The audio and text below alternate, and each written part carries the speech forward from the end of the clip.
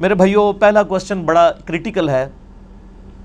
آج 28 ذوالحجہ 1439 ہجری ہے، اور پرسوں انشاءاللہ تعالی 11 ستمبر 2018 کو یکم محرم 1440 ہجری انشاءاللہ شروع ہو جائے گی۔ اسی کانٹیکسٹ میں سوال موصول ہوا ہے۔ علی بھائی السلام علیکم ورحمۃ اللہ۔ وعلیکم السلام ورحمۃ اللہ وبرکاتہ۔ امام حسن ابن علی علیہ السلام سے متعلق 120 شادیوں کے جھوٹے الزام کے جواب میں آپ کا کلپ دیکھا، بہت خوشی ہوئی۔ آپ سے گزارش ہے کہ امام حسن علیہ السلام کے قاتل کا نام اور قتل کی وجوہات بھی ذرا امت کے سامنے لائیں اور حق گوئی کا مظاہرہ فرمائیں، کیونکہ محرم 1440 ہجری کی آمد ہے۔ شکریہ۔ میرے بھائیوں، پہلے تو میں جواباً عرض کروں اس سوال کے جواب میں کہ الحمدللہ اس پلیٹ فارم سے حق گوئی کا جس طریقے سے مظاہرہ ہو رہا ہے، اس کی مثال دینا شاید ممکن نہیں ہے، اور اگر آپ کو کوئی مثال ملے تو مجھے ضرور بتائیے گا۔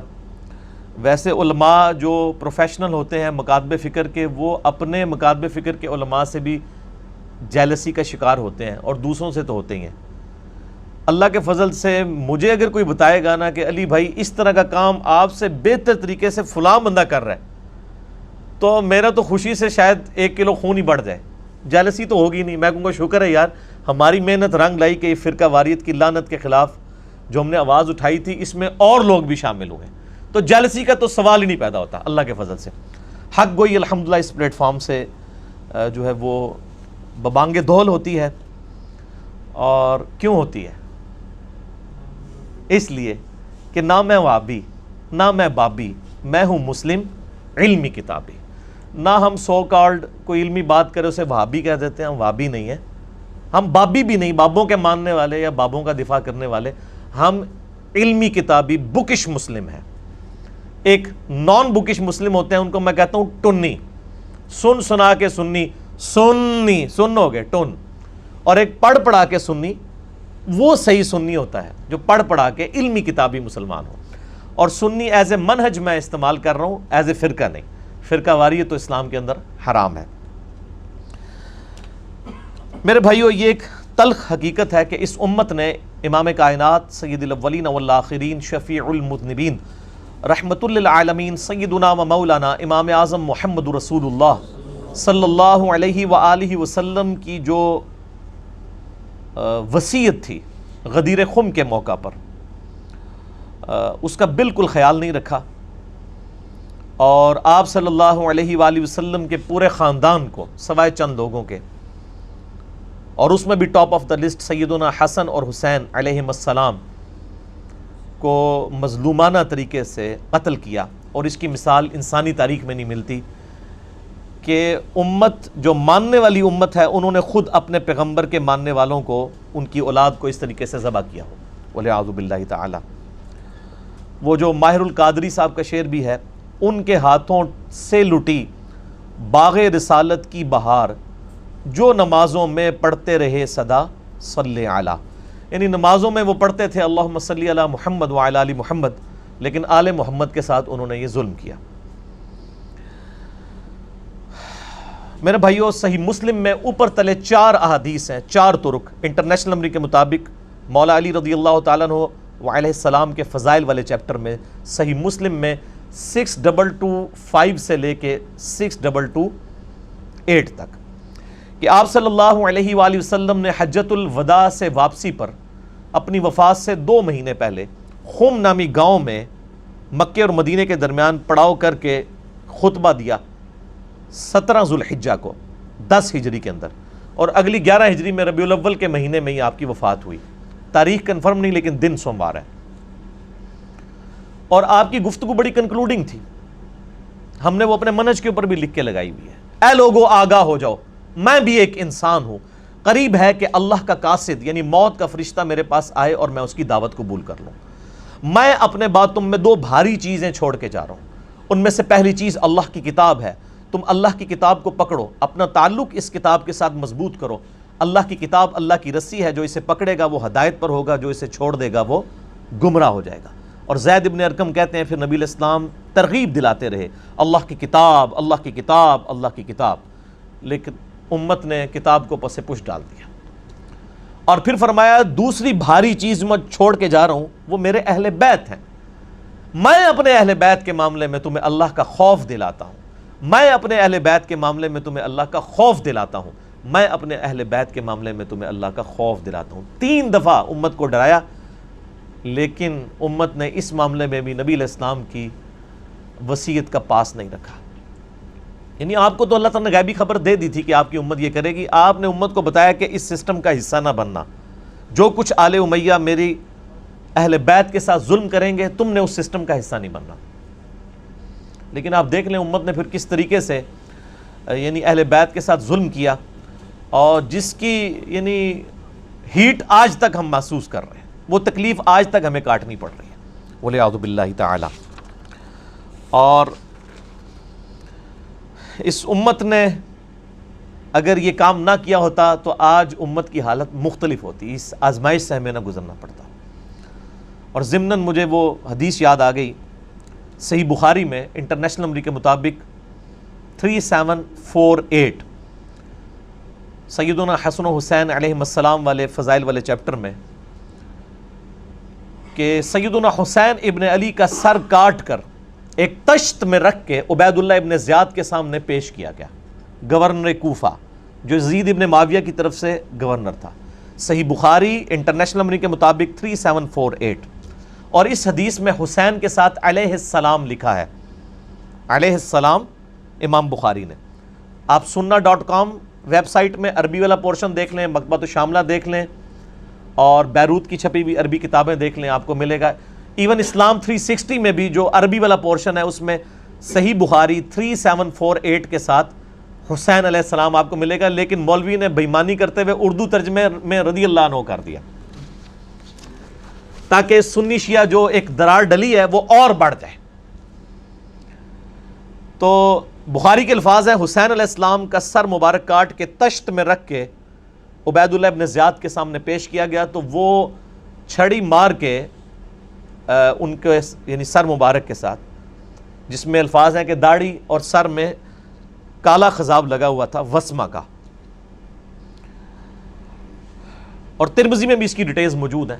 اس نے کلام کیا تو انس ابن مالک تڑپ اٹھے، اور انہوں نے کہا کہ حسین ابن علی نبی علیہ السلام کے سب سے زیادہ ہم شکل تھے، یعنی یہ حسین ابن علی جو ہیں وہ نبی علیہ السلام کے ہم شکل تھے۔ اسی طریقے سے صحیح بخاری میں ہی آتا ہے انٹرنیشنل نمبر کے مطابق 3753، اسی سے ہی 5 احادیث آگے، کہ عبداللہ بن عمر رضی اللہ تعالی عنہما وعلیہم السلام سے کسی نے حج کے دوران یہ مسئلہ پوچھا کہ اگر کوئی شخص احرام کی حالت میں مکھی یا مچھر کو مار دے تو اس کا وہ کیا دم دے گا یا کوئی کفارہ دے گا؟ تو آپ نے یہ پوچھا یہ کون پوچھ رہا ہے؟ تو انہوں نے کہا یہ عراقی پوچھ رہا ہے، اور ظاہر ہے وہ عراق کا گورنر ہی تھا یزید کا، عبید اللہ ابن زیاد۔ آپ نے فرمایا یہ عراقی مجھ سے یہ مسئلہ پوچھتے ہیں کہ احرام کی حالت میں مکھی یا مچھر کو مارنے کا کفارہ کیا ہے، حالانکہ ان عراقیوں نے اللہ کے نبی کے نواسے کو قتل کیا ہے، جس کے بارے میں نے نبی علیہ السلام سے خود سنا تھا کہ حسن و حسین دنیا میں میرے 2 پھول ہیں۔ اللہ کی لعنت ہو ان لوگوں پر جنہوں نے حسین ابن علی یا حسن ابن علی کو مظلومانہ شہید کیا، اور اللہ کی رحمت ہو، کروڑیں رحمتیں ہوں ان محدثین پر جنہوں نے یہ سچائی امت تک پہنچائی اور سنی شیعہ ٹسل کا شکار نہیں ہوئے۔ میرے بھائیو، آج کے اس کوسچن کو کہ حسن ابن علی کا قاتل کون ہے، کیونکہ ابھی محرم کا مہینہ شروع ہونے والا ہے، آج 9 ستمبر ہے، 11 ستمبر کو یکم محرم 1440 ہجری ہوگی، تو حسین علیہ السلام کے اوپر زیادہ گفتگو ہو رہی ہوتی ہے، حالانکہ حسن ابن علی کو بھی شہید کیا گیا، ان کو زہر دے کے قتل کیا گیا۔ ان کا قاتل کون ہے اس کو میں احادیث کی روشنی میں بعد میں ڈسکس کروں گا۔ شروع میں اہل حدیث علماء کے 3 ریفرنسز کوٹ کروں گا، چونکہ اس وقت پریکٹیکلی سعودیہ اور ایران ٹسل کے اندر یزیدیت اور ناسبیت، یعنی حسین علیہ السلام سے بغض یزیدیت اور مولا علی علیہ السلام سے بغض ناسبیت، اس کا پریکٹیکل جھنڈا اس وقت بعض اہل حدیث علماء نے اٹھایا ہوا ہے، سارے اہل حدیث کی نہیں بات کر رہا، بعض، اور بعض تو ماشاءاللہ پھر انہوں نے ناسبیت کا رد کیا ہے، جیسے شیخ زبیر لیزئی رحمہ اللہ تعالی ہے، المتوفی 1435 ہجری، بمطابق 10 نومبر 2013 ان کی ڈیتھ ہوئی، اور مولانا اسحاق صاحب فیصل آباد والے رحمہ اللہ تعالی المتوفی 28 اگست 2013، دونوں ایک ہی سال فوت ہوئے۔ میرے دونوں استاد ایک ہی سال میں، ایک اگست کے مہینے میں اور دوسرے نومبر کے مہینے میں 2013 کے اندر۔ اللہ تعالیٰ ان کی قبروں کو نور سے بھرے، انہیں نیک کاموں کا اجر عطا فرمائے، ان کی برائیوں سے درگزر فرمائے۔ ان دونوں نے یعنی اہل بیت کے دفاع کا وہ حق ادا کیا جو شاید سو کالڈ وہ لوگ جو اہل بیت کی محبت کا دم بھرتے ہیں انہوں نے بھی نہیں دیا۔ اسی لیے میں دیکھتا ہوں کہ ان لوگوں کی سائٹس کے اوپر بھی، ان لوگوں کے بھی فیس بکس اور یوٹیوب کے اوپر ان لوگوں کی ویڈیوز شیئر ہوئی ہوتی ہیں محرم کے دنوں کے اندر، الحمدللہ۔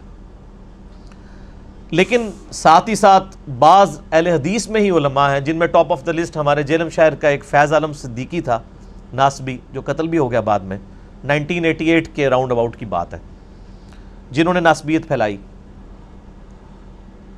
اور اللہ تعالیٰ نے جیلم سے ہی، ہماری اکیڈمی سے واکنگ ڈسٹنس پہ وہ مسجد ہے، باب بگے کی مسجد اسے کہتے ہیں، جدھر فیض عالم صدیقی جمعہ پڑھایا کرتا تھا، اہل حدیث کی مسجد تھی۔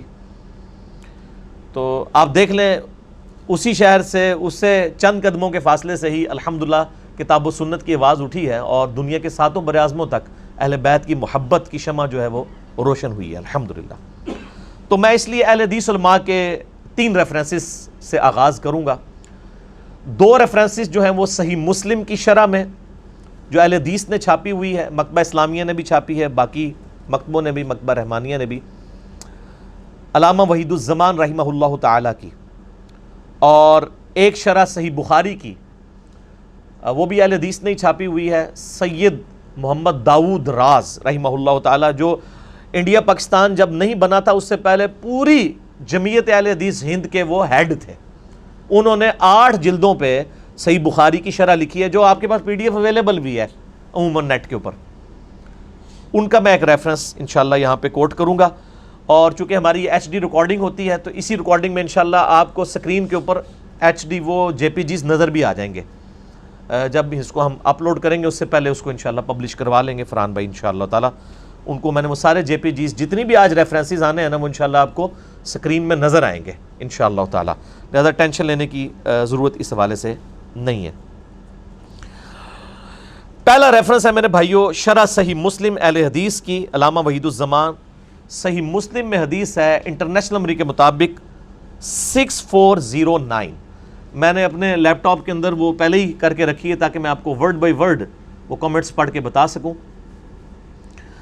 یہ حدیث بڑی مشہور ہے، ابو سفیان رضی اللہ تعالیٰ عنہ کے فضائل والے چیپٹر میں صحیح مسلم 6409 کہ ابو سفیان جب ایمان لے کر آئے تو مسلم شریف کے الفاظ ہیں، انہوں نے کہا اے نبی علیہ السلام، مسلمان مجھ سے تو نہ صحیح طریقے سے گفتگو کرتے ہیں اور نہ ہی میرے پاس بیٹھتے ہیں، تو میری کچھ خواہشات ہیں، اگر آپ وہ پوری کر دیں تو اس کی وجہ سے مسلمانوں کا دل میری طرف مائل ہوگا۔ ظاہر ہے پوری زندگی ابو سفیان نے نبی علیہ السلام کی مخالفت کی۔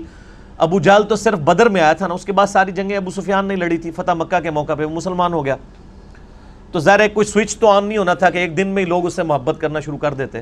تو مسلم شریف کے الفاظ ہیں، انہوں نے کچھ یعنی ریکویسٹ کی، ان میں سے ایک ریکویسٹ یہ تھی کہ میرے بیٹے معاویہ کو اپنا منشی بنا لیجئے۔ یہ یعنی علامہ وحید الزمان صاحب کا ترجمہ میں پڑھ رہا ہوں، یہ منشی کوئی نٹوریس ورڈ نہیں ہے، اسسٹنٹ کہہ لیں، کلرک کہہ لیں انگلش میں، یعنی اپنا اسسٹنٹ رکھ لیں، چونکہ یہ کاتب بھی تھے تو ان کو کاتب کے طور پہ آپ رکھ لیں۔ تو اس حدیث کے اینڈ پہ جو راوی ہے نا زمیل، ان کے الفاظ ہیں، وہ کہتے ہیں کہ ابو سفیان اس دن جو کچھ نبی علیہ السلام سے مانگ رہا تھا نا، آپ اس کے جواب میں ایگری کرتے جا رہے تھے، کیونکہ آپ علیہ السلام کی عادت تھی کہ آپ انکار نہیں کیا کرتے تھے۔ تو اس طریقے سے سفارشی طور پر ابو سفیان نے اپنے بیٹے معاویہ ابن ابی سفیان رضی اللہ تعالیٰ عنہما کو جو ہے نبی علیہ السلام کے منشی کے طور پہ، اسسٹنٹ کے طور پہ، کاتب کے طور کے اوپر بھرتی کروایا۔ باقی وہ کاتب وحی اور باقی ڈیٹیلز وہ میرا کلپ آپ دیکھ لیں، حضرت معاویہ کے بارے میں لاکھوں لوگوں نے دیکھا ہے، کیا حضرت معاویہ کاتب وحی تھے رضی اللہ تعالیٰ عنہ؟ تو میں نے بتایا کہ ہاں کاتب وحی تھے، لیکن ساتھ کچھ اور حقائق بھی جڑے میں جو آج میں ڈسکس نہیں کروں گا۔ اچھا اس حدیث کی شرح میں صحیح مسلم 6409 میں آپ ذرا ورڈ بائی ورڈ اہل حدیث عالم علامہ وحید الزمان کے کومنٹس اور اہل حدیث ہی چھاپ رہے ہیں، یہ ذرا سنیے. یہ آپ صلی اللہ علیہ وآلہ وسلم کا حسن خلق تھا، یعنی آپ علیہ السلام کا حسن اخلاق تھا اور مصلحت بھی تھی، کیونکہ ابو سفیان کافروں کا سردار تھا. اس کی تالیف قلب بھی ضروری تھی، ہر چند ابو سفیان کا اسلام پہلے پہل تو جان کے ڈر سے تھا، مگر بعد میں شاید وہ پختہ ہو گیا ہو، اور جب آدمی اسلام لایا تو اس کے قصور اور کفر کے وقت کے سب گناہ معاف ہو جاتے ہیں. آپ صلی اللہ علیہ وآلہ وسلم نے تو وحشی قاتل حمزہ کا بھی اسلام قبول کر لیا تھا، لیکن اس پر بھی ابو سفیان کا خاندان نبوی صلی اللہ علیہ وآلہ وسلم کا ہمیشہ دشمن رہا. ابو سفیان عمر بھر حضرت صلی اللہ علیہ وآلہ وسلم سے لڑتا رہا اور صدہا مسلمانوں کو اس نے شہید کیا، اور اس کے بیٹے معاویہ ابن ابی سفیان نے جناب امیر المومنین خلیفہ برحق علی مرتضیٰ شیر خدا رضی اللہ تعالی عنہ کا مقابلہ کیا اور جنگ صفین میں ہزاروں مسلمانوں کا خون کیا. اور پھر اس کے بیٹے یزید نے تو ستم ہی ڈھایا، سیدنا حسن کو زہر دلوایا اور سیدنا حسین کو ایسے ظلم سے شہید کرایا جس کا حال لکھنے سے قلم کانپتا ہے. علامہ وحید الزمان صاحب لکھ رہے ہیں کہ حسن و حسین کے قاتل کون ہیں؟ آل امیہ. اور دیکھیں وہ کہندے پورا خاندان پڑ کے رکھ چھڑیا ہے. انہوں نے کہا دادا جڑا ہے وہ نبی نال لڑتا رہا، پیو یزید دا جڑا ہے وہ علی نال لڑتا رہا، تے پتر نے حسن حسین نو شہید کروایا، جس کا حال لکھنے سے قلم کانپتا ہے. پھر یزید کے بعد سارے خلفائے بنو امیہ سوائے عمر بن عبدالعزیز کے خاندان نبوی کے دشمن ہی رہے اور ہمیشہ درپے ایذا ہی رہے، اور دنیائے ادنا کے واسطے اپنی آخرت کو تباہ کرتے رہے. لا حول ولا قوت الا باللہ، یہ انہوں نے لکھا ہے ساتھ. تو بس میرے خیال ہے اس پہ مجھے مزید کوئی کمنٹس دینے کی ضرورت نہیں ہے. دوسرا ریفرنس بھی علامہ وحید الزمان صاحب کا صحیح مسلم میں ایک حدیث ہے، انٹرنیشنل نمبر کے مطابق 5976 اور 5977، اور یہ بخاری میں بھی اس کا کچھ حصہ ہے کہ نبی علیہ السلام نے اپنی وفات سے 1 مہینہ پہلے خطبہ دیا اور فرمایا مجھے یہ ڈر نہیں کہ تم میرے بعد مشرک ہو جاؤ، البتہ مجھے ڈر ہے کہ دنیا کی محبت تم پر غالب آ جائے گی، دنیا کے خزانے تم پر اللہ کی طرف سے کھول دیے جائیں گے، اور پھر تم دنیا کی محبت میں ایک دوسرے کو قتل کرو گے جس طرح اگلی امتوں نے کیا، اور تم بھی تباہ و برباد ہو جاؤ گے جس طرح اگلی امتیں تباہ و برباد ہوئی. اب یہ بڑی سخت حدیث تھی. اس حدیث پہ کامنٹس کر رہے ہیں علامہ وحید الزمان صحیح مسلم انٹرنیشنل نمبر کے مطابق 5976 اور 5977. اس کے فٹ نوٹ پر لکھتے ہیں ورڈ بائی ورڈ، اور دنیا کے واسطے آخرت کا خیال چھوڑ دو گے. مسلمانوں نے حضرت صلی اللہ علیہ وآلہ وسلم کے چند روز بعد ہی یہ ایسے کام شروع کر دیے اور آپس میں پھوٹ کی بنا ڈال دی، یعنی پھوٹ کی بنیاد ڈالی. معاویہ حضرت علی سے لڑے اور یزید نے خاندان نبوت کو تباہ کیا. یہ اہل حدیث عالم. یہ تو جب سے انڈیا اور یہ جو سعودیہ اور ایران کی ٹسل شروع ہوئی ہے نا، تو یہ تھوڑے اہل حدیث اس طرف گئے ہیں، ورنہ پرانے اہل حدیث جتنے بڑے محب اہل بیت ہیں، نہ بریلوی ہیں نہ دیوبندی ہیں. اور حجاج نے عبداللہ ابن زبیر کو شہید کیا اور فتنوں کی تار بند گئی. اس روز سے آج تک مسلمانوں کا وہی حال ہے کہ کسی ایک خلیفہ پر سب اکٹھے نہیں ہو سکے. آخر کافر موقع پا کر ان پر غالب ہوئے اور ان کی قوت کو خاک میں ملا دیا. والعیاذ باللہ تعالی. اب انہی کے روحانی شاگرد ہیں سید داود راز، جو کمبائنڈ جمعیت اہل حدیث انڈیا پاکستان کے صدر تھے اور علامہ وحید الزمان صاحب کو اپنا مرشد مانتے ہیں. جگہ جگہ وہ صحیح بخاری کی شرح میں ان کے ریفرنسز کوٹ کرتے ہیں. انہوں نے صحیح بخاری کی شرح جو 8 جلدوں میں موجود ہے، اس میں بخاری کی شرح میں 4359 نمبر حدیث ہے بخاری کی. اس کی شرح کرتے ہوئے کیا لکھتے ہیں؟ یہ بخاری کی حدیث ہے کہ جریر ابن عبداللہ رضی اللہ تعالیٰ عنہ یمن کے سفر پہ تھے اور اسی دوران نبی الاسلام کی پیچھے ڈیتھ ہو گئی اور حضرت ابوبکر کو خلیفہ چن لیا گیا، اور ابھی یہ مدینہ شریف آئے نہیں تھے. تو راستے میں ان کی ملاقات ذو امر نامی ایک شخص سے ہوئی جس تک آلریڈی نبی علیہ السلام کی وفات کی خبر پہنچ چکی تھی. وہ بڑا جہاندیدہ بندہ تھا، اس کے پاس یعنی علم بھی تھا. انہوں نے بڑے حسن سلوک کے ساتھ اس کے ساتھ معاملہ کیا. تو جاتے جاتے اس نے نا ان کو ایک نصیحت کی جو بخاری میں 4359 نمبر حدیث کے اندر امام بخاری نے نقل کی ہے.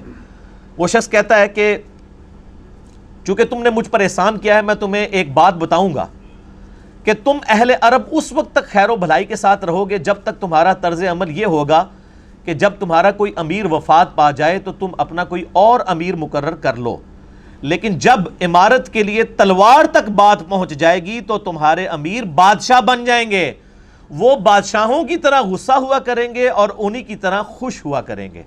یعنی جب خلافت ختم ہوگی اور ملوکیت آئے گی پھر وہ دنیا دار بادشاہ ہوں گے۔ یہ بخاری کے الفاظ ہیں۔ کانت بالسیف کانوا ملوکا یغضبون غضب الملوک ویرضون رضا الملوک۔ اس پہ حدیث مکمل ہوئی ہے۔ اس کی شرح میں سید داود راز کیا لکھتے ہیں؟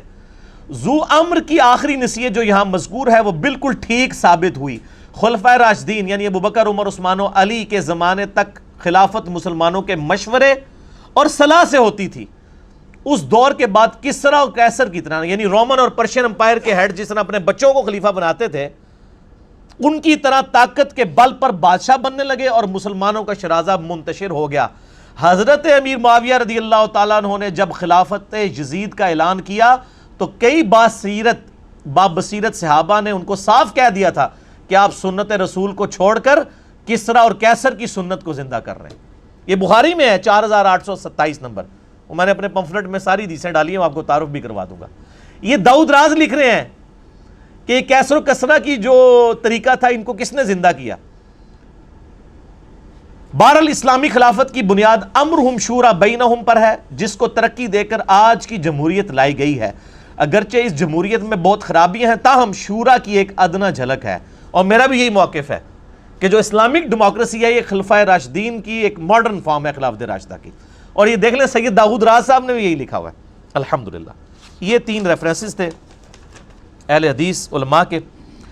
اب یہ ٹاپک ایسا ہے کہ میں اس پہ گھنٹوں فی البدی بول سکتا ہوں، آپ کو پتہ ہے میری تو اسپیشلٹی جن ٹاپکس میں ان میں یہ بھی ہے ایک، لیکن to cut the story short میں آپ کو صرف ایک ریسرچ پیپر کا ہی تعارف کرواؤں گا جو میں اکثر کرواتا ہوں۔ یہ میرا ریسرچ پیپر ہے میرے بھائیوں، ریسرچ پیپر نمبر 5B، واقعہ کربلا کا حقیقی پس منظر 72 صحیح الاسناد احادیث کی روشنی میں۔ 72 کیا میں نے نسبت لی ہے شہدائے کربلا کی نسبت سے، ورنہ اس میں احادیث 200 سے زیادہ ہیں۔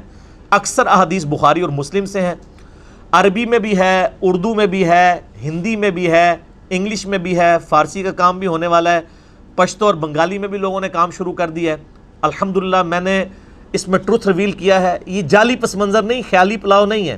اور یہ ایک عبداللہ ابن سبا تھا، پوری امت کی مت مار دی اس نے، ایک کریکٹر گھڑا جو کہ مولا علی کے دور میں آیا تھا، شہادت عثمان میں اس کا کوئی تعلق نہیں ہے، صرف آل امیہ کی بدماشیوں کو چھپانے کے لیے انہوں نے یہ ایک جھوٹ گھڑا۔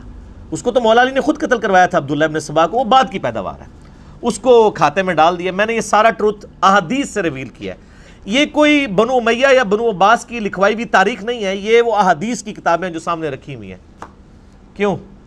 کیونکہ نام ہے وہابی، نام ہے بابی، میں ہوں مسلم علمی کتابی۔ اس میں آپ کو خلافت راشدہ کا پتہ چلے گا، شہادت عثمان کے اصلی اسباب کیا ہے وہ پتہ چلیں گے، جنگ جمل صفین نہروان کے اوپر مولا علی کی حقانیت پتہ چلے گی، شہادت حسن کے بارے میں احادیث مل جائیں گی۔ آج جتنی احادیث میں ڈسکس کروں یہ ساری اس کے اندر موجود ہے۔ صلح حسن کی شرائط کیا تھی جن کو پورا نہیں کیا گیا، شہادت حسین علیہ السلام، یہ پوری ڈیٹیلز آپ کو انشاءاللہ 200 احادیث اس کے اندر مل جائیں گی۔ یہ آپ سافٹ کاپی ڈاؤن لوڈ کر سکتے ہیں ہماری ویب سائٹ ahlsunnatpak.com پہ جائیں، بکس اینڈ ریسرچ پیپرز والے پورشن میں جائیں، 5B ریسرچ پیپر ہے، ساری زبانوں میں آپ ڈاؤن لوڈ کریں جو مینلی ہیں، عربی میں، اردو میں، ہندی میں اور انگلش میں، اور آپ اس کی ہارڈ کاپی بھی گھر میں مفت منگوا سکتے ہیں۔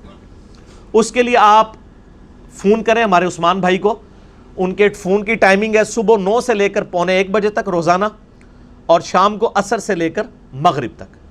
ان کا نمبر ہے +92 321 5900 پاکستان میں کریں گے تو 0321 5900 ان کو کال کریں۔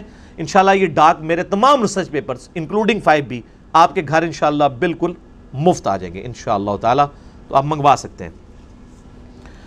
میرے بھائیو 5B ریسرچ پیپر میں ہی 50 نمبر سیریل کے اوپر وہ حدیث موجود ہے جس میں ذکر ہے کہ حسن ابن علی کو زہر دے کر شہید کیا گیا، اور یہ حدیث جو ہے وہ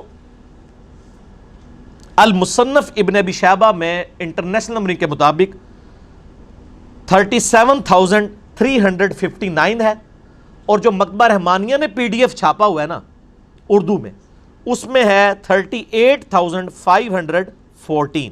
وہ انشاءاللہ JPG ہم اس کے اوپر ڈسپلے بھی کر دیں گے، آپ کو وہ حدیث نظر آ جائے گی۔ یہ حدیث المصنف ابن ابی شیبہ میں موجود ہے اور المستدرک للحاکم میں بھی ہے انٹرنیشنل نمبر کے مطابق 4816۔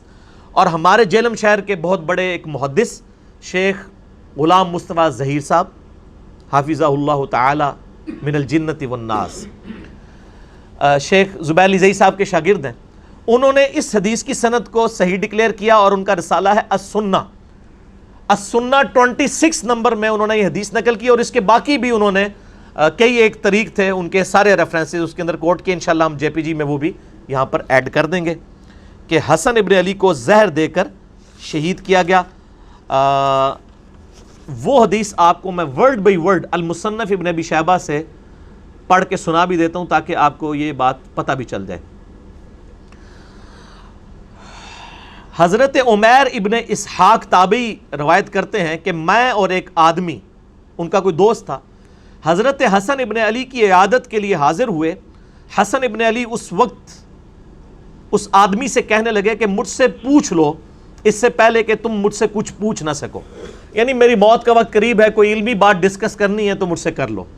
آپ دیکھیں کہ علم کتنی بڑی چیز ہے، یعنی اہل بیت میں سے پھر نبی علیہ السلام کے نواسے سیدنا حسن ابن علی، وہ موت کے وقت بھی کہہ رہے ہیں کہ کوئی علمی بات مجھ سے ڈسکس کرو۔ اس لیے میں کہتا ہوں علم حاصل کرنا یا علم سکھانا یہ ہزاروں سال کی عبادت سے بہتر ہے، نفلی عبادت سے، اس سے پہلے کہ تم مجھ سے پوچھ نہ سکو۔ ان صاحب نے کہا کہ میں آپ سے کچھ نہیں پوچھنا چاہتا، اللہ تعالیٰ آپ کو عافیت عطا کرے۔ راوی نے فرمایا کہ حضرت حسن کھڑے ہوئے اور بیت الخلاء میں داخل ہوئے،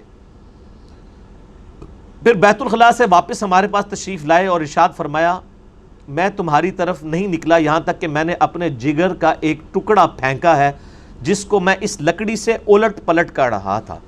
یعنی وہ ٹائلٹ گئے تو ان کو پیشاب کے اندر یا انہوں نے وامٹنگ کی، الٹی کے اندر ان کے جگر کے ٹکڑے کٹ کے نکلے، چونکہ بڑا سخت زہر دیا گیا تھا۔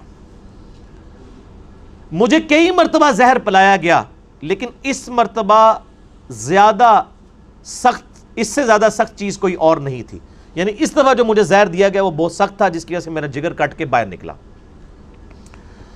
اللہ کی لعنت ہو ان لوگوں پر جنہوں نے حسن ابن علی کے ساتھ یہ ظلم کیا، حسین ابن علی کے ساتھ ظلم کیا، ان پہ اللہ کی لعنت، اللہ کے فرشتوں کی لعنت، تمام لعنت کرنے والوں کی لعنت، آمین۔ حضرت عمیر تابعی کہتے ہیں اگلے دن ہم صبح کے وقت دوبارہ عیادت کے لیے گئے تو وہ اس وقت جان کنی کی حالت میں تھے، یعنی وہ حالت نزع میں تھے۔ عمیر کہتے ہیں کہ حضرت حسین علیہ السلام ان کے پاس آئے، ان کے سر کے پاس بیٹھ گئے، یعنی حسن ابن علی نزع کے عالم میں لیٹے ہوئے ہیں اور ان کے چھوٹے بھائی حسین ابن علی وہ ان کے سرہانے آ کے پاس بیٹھ گئے اور فرمایا اے بھائی جان آپ کو زہر دینے والا کون ہے؟ تو حضرت حسن ابن علی نے فرمایا کیا تم اسے قتل کرنا چاہتے ہو؟ تو انہوں نے فرمایا جی ہاں۔ تو حضرت حسن نے فرمایا اگر وہ وہی ہے جس کے بارے میں میرا گمان ہے تو اللہ تعالیٰ اسے سخت سزا دینے والا ہے، اور اگر وہ بری ہے تو میں یہ پسند نہیں کرتا کہ ایک بری آدمی میری وجہ سے قتل کر دیا جائے۔ یعنی انہوں نے کہا مجھے اسیسمنٹ تو ہے کہ مجھے قتل کرنے کے لیے زہر کس نے دیا ہے، لیکن چونکہ حضرت حسن کو علم غیب تو کوئی نہیں تھا نا، یہ تو آپ کے بزرگ بابوں کے بارے میں دعوے ہیں نا، تو انہوں نے کہا اگر تو میری یہ اسیسمنٹ درست ہے تو تمہیں بدلہ لینے کی ضرورت نہیں، اللہ تعالیٰ انتقام لینے والا ہے، اور اگر میری اسیسمنٹ غلط نکلی اور تم نے بدلہ لیا تو ایک مظلوم آدمی کو تم قتل کر دو گے۔ آپ دیکھ لیں موت کے نزع کے عالم میں بھی انصاف کا دامن اہل بیت اپنے ہاتھوں سے نہیں جانے دیتے تھے۔ تو یہ حدیث مصنف ابن ابی شیبہ میں بھی ہے، اردو میں بھی ترجمہ آ چکا ہے، PDF انشاءاللہ ہم اٹیچ کر دیں گے۔ المصنف ابن ابی شیبہ کے علاوہ یہ المستدرک للحاکم میں موجود ہے جس کا میں نے حوالہ الحمدللہ دے دیا۔ اب رہا میرے بھائیوں کہ حسن ابن علی کو یہ زہر دیا کس نے تھا؟ اس حوالے سے اہل سنت کی جو مین سٹریم کی تاریخ کی کتابیں ہیں صحابہ کرام کے احوال کے اوپر کتاب لکھی گئی ہے الاستیاب، امام ابن عبد البر، المتوفی 463 ہجری، بڑی مشہور کتاب ہے۔ شام کے اندر وہ بہت بڑے یعنی اہل سنت کے امام گزرے ہیں، محدث ہیں۔ انہوں نے اس طرح کی روایتیں نقل کی ہیں کہ حضرت معاویہ رضی اللہ تعالیٰ عنہ نے حسن ابن علی کو زہر دیا تھا، لیکن سند کے اعتبار سے یہ روایتیں کمزور ہیں۔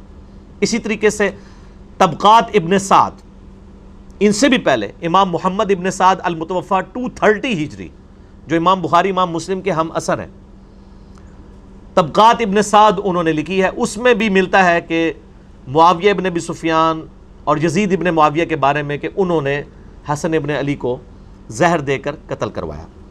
اس کے علاوہ امام بلازری کی کتاب المتوفی 290 ہجری، انصاب الاشراف، جس سے یہ محرم کے دنوں میں جعلی روایت پیش کر رہے ہوتے ہیں کہ حسین علیہ السلام نے کہا میری 3 شرطیں ہیں، یا تو مجھے یزید کے پاس جانے دو، میں اس کے ہاتھ پہ بیعت کر لیتا ہوں، یا مجھے واپس جانے دو، یا کسی مسلمان سرحد پہ جانے دو۔ کوڑ مارو ہو جڑا کوئی ہضم بھی ہوئے کسی نو، وہ کتاب ہی جعلی ہے، وہ اپنے مصنف سے ثابت ہی نہیں ہے۔ اور اگر کوئی ثابت کرنا چاہتا ہے تو سر اسی انصاب الاشراف میں لکھا ہے کہ معاویہ ابن ابی سفیان نے حضرت حسن ابن علی کو قتل کروایا ہے، اور کچھ بھی بہت کچھ لکھا ہوا ہے۔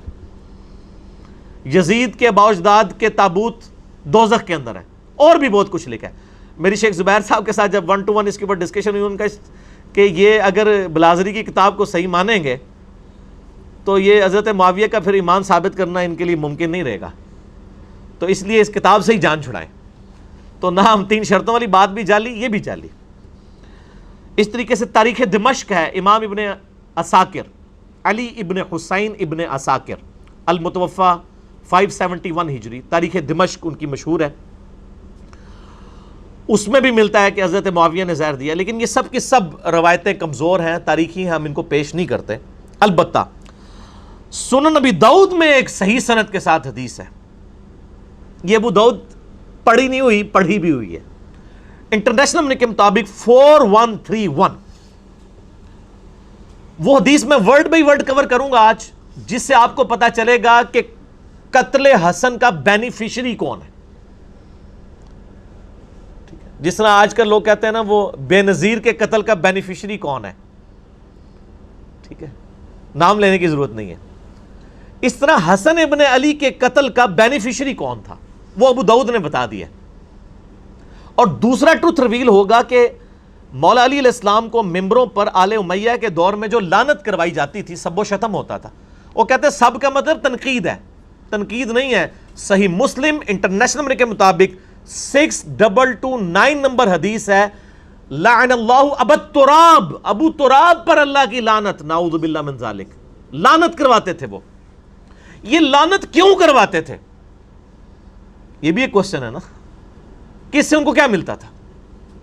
یہ ٹروتھ بھی آپ کو اس حدیث میں ریویل ہوگا کہ بیسیکلی وہ چاہتے تھے کہ خلافت راشدہ کا ایک بھیانک چہرہ لوگوں کے سامنے آئے، لوگ خلافت کی تلاش میں نہ رہے، ملوکیت کو قائم رکھیں، لہٰذا مولا علی پر لعنت کرواؤ۔ جب مولا علی سے لوگ متنفر ہوں گے، خود بخود ہی کہیں گے کہ یہ ملوکیت کا سسٹم، آل امیہ کا سسٹم بہتر ہے۔ یہ بھی آپ کو اس حدیث میں پتہ چلے گا، اور آپ کو پتہ چلے گا کہ آل امیہ بینیفیشری ہے حسن ابن علی کے قتل کی۔ اب قاتل کون ہے؟ وہ آج کے زمانے میں بھی میرے بھائی جب CCTV کیمرہ ہیں، سب کچھ ہیں، یہ اس طریقے سے کوئی اس کی خفیہ ویڈیو تو مطلب نہیں بنا سکتا تھا اس زمانے میں، تو آج کے زمانے میں بھی قاتل تک پہنچنا بہت مشکل ہوتا ہے، تو اس زمانے میں تو بہت مشکل تھا۔ اسی طریقے سے عثمان غنی رضی اللہ تعالیٰ عنہ کے بھی اسپیسیفک تو کوئی نہیں کر سکتا کہ قاتلین کون تھے، ایک اسیسمنٹ ہی ہے۔ یہاں پر بھی یہی معاملہ ہے۔ یہ حدیث ہے ابو داؤد میں 4131 انٹرنیشنل نمبر کے مطابق، اور یہ کم از کم 3 اہل سنت کی مین سٹریم کی کتابوں میں ہے۔ سنن ابی داؤد میں ہے 4131۔ اس حدیث کو شیخ البانی بھی صحیح کہتے ہیں، شیخ زبیر علی زئی صاحب رحمہ اللہ تعالی، جن کا کرائٹیریا صحت کا بڑا سخت تھا، وہ بھی اسے صحیح کہتے ہیں۔ اس حدیث پہ بعض ناسبیوں نے جو اعتراض کیا منکرین حدیث نے، میں انشاءاللہ وہ اینڈ پہ ڈسکس کروں گا، کیونکہ وہ عام بندوں کا ٹاپک نہیں ہے، اس لیے میں اس موضوع کی روانگی کو توڑنا نہیں چاہتا۔ ابو داؤد میں 4131، مسند احمد میں ہے 17228 عربی والے میں، مکتبۃ شاملہ میں، اور جو اردو PDF ہے مکتبہ رحمانیہ کا، اس میں ہے 17321۔ یہ سارے JPGs انشاءاللہ ہم ساتھ اٹیچ کر دیں گے۔ اور تیسری کتاب ہے المعجم الکبیر طبرانی، اس میں امام حسن علیہ السلام کے چیپٹر میں انٹرنیشنل نمبر کے مطابق 2628 ہے اور مقدام بن مادی کرب والے چیپٹر میں 636 نمبر ہے. 2 دفعہ امام طبرانی اس حدیث کو لے کے ہیں, المتوفا 360 ہجری. تو یہ حدیث الحمدللہ سونے کی مہر درست ہے, اور یہ اتنی کرٹیکل حدیث تھی کہ یہ میرے جو 5B ریسرچ پیپر میں صرف یہ واحد حدیث ہے جو میں نے 2 نمبرنگ پہ ریپیٹ کی ہے, سیریل نمبر 31 پہ بھی اور سیریل نمبر 51 کے اوپر بھی, اور ایک ایک نمبرنگ پہ کئی حدیثیں ہیں. اس میں مثلا جو 33 نمبر ہے غدیر خم کے میں نے 8 طرق جمع کیے ہیں. ویسے تو غدیر خم پہ لاکھوں لوگ میرا کلپ دیکھ چکے ہیں یوٹیوب پہ, جو میں نے کور کیے ہیں وہ آپ دیکھ سکتے ہیں. تو ایک ایک نمبر پہ کئی احادیث ہیں, اس لیے 200 سے زیادہ روایتیں ہیں. تو اس ریسرچ پیپر میں یہ روایت 4131 موجود ہے انٹرنیشنل نمبر کے مطابق. وہ میں آپ کو اہل حدیث کا جو ترجمہ ہے نا جی, ورڈ بائی ورڈ پڑھ کے سناتا ہوں. دارالاسلام پبلیکیشن دنیا میں سب سے بڑا اہل حدیث کا, اہل سنت کا یعنی کتابیں چھاپنے والا جو ہے وہ ادارہ ہے. یہ دارالاسلام کی عربی پبلیکیشن سامنے رکھی ہوئی ہیں, یہ پڑھی ہوئی نہیں پڑھی ہوئی بھی ہیں, یہ علمی کتابی باتیں ہو رہی ہیں نا. تو اسی میں جو ابو داؤد رکھی ہے نا, اس میں ورڈ بائی ورڈ میں آپ کو دارالاسلام نے جو اردو ترجمے کے ساتھ شیخ زبیر صاحب کی تحقیم کے ساتھ چھاپی ہے, 4131 سنن ابی داؤد, ورڈ بائی ورڈ اس حدیث کو سنیں. خالد بن معدان تابعی کہتے ہیں کہ مقدام بن مادی کرب صحابی ہیں, بڑے مشہور صحابی ہیں یہ. انہی سے وہ ابو داؤد میں حدیث ہے کہ مجھے اللہ نے قرآن اور اس کی مثل یعنی سنت عطا فرمائی. مقدام بن مادی کرب عمر بن اسود اور قبیلہ بنو اسد کا ایک آدمی جو اہل قنسرین میں سے تھا, حضرت معاویہ ابن ابی سفیان رضی اللہ تعالیٰ عنہ کے پاس آئے جب وہ شام کے اندر یعنی بادشاہ تھے. معاویہ نے مقدام سے کہا کیا تمہیں معلوم ہے کہ حسن ابن علی وفات پا گئے ہیں؟ تو مقدام رضی اللہ تعالیٰ عنہ نے فوراً پڑھا انا للہ و انا الیہ راجعون. کسی مسلمان کی موت پہ کیا پڑھنا چاہیے؟ اب یہ پڑھنا ایک صحابی کا کیا یہ جرم تھا؟ جب انہوں نے یہ پڑھا تو ابو داؤد نے کیا لکھا, فقال لہ فلان, تو ایک آدمی نے, ایک مرد نے, فلاں شخص نے اس کے جواب میں کہا. اب یہ فلاں کون ہے؟ وہ حضرت معاویہ خود تھے, کیونکہ مسند احمد میں موجود ہے معاویہ نے مقدام سے کہا. ابو داؤد کی عادت ہے کہ وہ جب کسی صحابی کا غلط کام آ رہا ہو نا تو اس کو فلاں کر جاتے ہیں. ابو داؤد کے اندر کئی مثالیں میں نے اس پمفلٹ میں لکھی ہیں. جب فلاں شخص فلاں کو ملنے کوفے آیا تو علی پر لعنت کروائی. وہ سنن نسائی الکبریٰ کے اندر ہے کہ جب معاویہ ابن ابی سفیان مغیرہ ابن شعبہ کو ملنے کے لیے کوفہ آئے تو حضرت علی پہ لعنت کروائی. تو ابو داؤد نے فلاں فلاں کر دیا. میرا یوٹیوب پہ کلپ لاکھوں لوگ دیکھ چکے ہیں. سنی اور شیعہ کی کتابوں میں حق چھپانے کی مثالیں. یہی کام ناج البلاغہ میں جب مولا علی کا خطبہ حضرت عمر کے بارے میں آیا تو شیعہ نے بھی وہاں پہ وہ فلاں شخص پہ اللہ کی رحمت ہو, اس نے دین کے لیے یہ خدمات کی. یہ کام شیعہ نے بھی پایا تو کام سنیہ نے بھی پایا. ٹھیک ہے نا جی. تو جدو کوئی کام پائے تو اس کام سے رسی کاٹ سکنے ہیں. اللہ دے فضل. یہ میں کوئی تکبر کے طور پہ نہیں, میں جسٹ جوک کے طور پہ بول رہا ہوتا ہوں, کیونکہ نہ میں وہابی نہ میں بابی, میں ہوں مسلم علمی کتابی. تو حضرت معاویہ نے کہا, مسند احمد میں بھی اور المعجم الکبیر طبرانی میں بھی موجود ہے جو میں نے نمبر بتایا, کہ حضرت معاویہ نے یہ کہا کہ مقدام کیا تم حسن کے مرنے کو مصیبت سمجھتے ہو؟ انا للہ و انا الیہ راجعون. میں نے کہا تھا نا آپ کو پتا چلے گا قاتل کون ہے یہ تو ہم نہیں کہتے, لیکن بینیفیشری کون ہے, خوشی کسے ہوئی حسن کے مرنے پر؟ آل امیہ کو. انہوں نے کہا, اب مقدام بن مادی کرب کو بڑا غصہ آیا. انہوں نے کہا میں حسن کی وفات کو مصیبت کیوں نہ سمجھوں جبکہ رسول اللہ صلی اللہ علیہ وآلہ وسلم نے ان کو اپنی گود میں بٹھایا ہوا تھا اور فرما رہے تھے حسن مجھ سے ہے اور حسین علی سے ہے. یعنی مقدام بن مادی کرب کہتے ہیں میں نے نبی الاسلام کو خود دیکھا ہے کہ اپنے زانوں پہ ایک طرف حسن ابن علی کو بٹھایا ہے, دوسری طرف حسین ابن علی کو, اور کہہ رہے ہیں حسن مجھ سے ہے حسین علی سے ہے. اور یار جس نے نبی کو اتنی محبت کرتے ہوئے دیکھا ہو تو سر پھر اس شخص کی وفات کے اوپر اس کو پھر غم تو ہوگا نا. تو وہ حضرت معاویہ کو جواب دے رہے ہیں کہ میں کیوں نہ مصیبت سمجھوں جب نبی علیہ السلام اتنی محبت ان سے کرتے تھے. اور بخاری کے تو الفاظ میں نے بتایا نا ابن عمر کے, صحیح بخاری 3753, حسن و حسین دنیا میں میرے 2 پھول ہیں. ٹھیک ہو گیا. ہائے ہائے ہائے. اب وہ جو اسدی شخص مقدام بن مادی کرب کے ساتھ گیا ہوا تھا نا حضرت معاویہ کو ملنے ہوئے, آپ کو پتہ ہے شاہ سے زیادہ شاہ کے وفادار ہوتے ہیں چمچے. وہ چمچا تھا. اس نے دیکھا کہ جب معاویہ ہی توہین کر رہے ہیں حضرت حسن ابن علی کی, یہ بات کہہ کے کہ حسن کا مرنا کوئی مصیبت ہے, انہوں نے کہا میں بھی بیچ اپنا تھوڑا لچ تال دیا. تو اس نے کہا فقال الاسدی جمرۃ اطفأ اللہ, حسن تو ایک آگ کا کوئلہ تھا جسے اللہ نے بجھا دیا. انا للہ و انا الیہ راجعون. اللہ کی لعنت ہو ایسے لوگوں پر جو اہل بیت کے ساتھ بغض رکھنے والے تھے. صحیح مسلم میں حدیث ہے, علی سے محبت نہیں رکھے گا مگر مومن, علی سے بغض نہیں رکھے گا مگر منافق. صحیح مسلم 240. اور یہ آپ دیکھ لیں سیدنا علی کی اولاد کے ساتھ غدیر خم پہ جو نبی علیہ السلام نے کہا تھا میں اہل بیت کے معاملے میں تمہیں اللہ کا خوف دلاتا ہوں, 6225 سے 6228 تک صحیح مسلم میں, وہ اہل بیت سے مراد مولا علی اور ان کی اولاد لی تھی.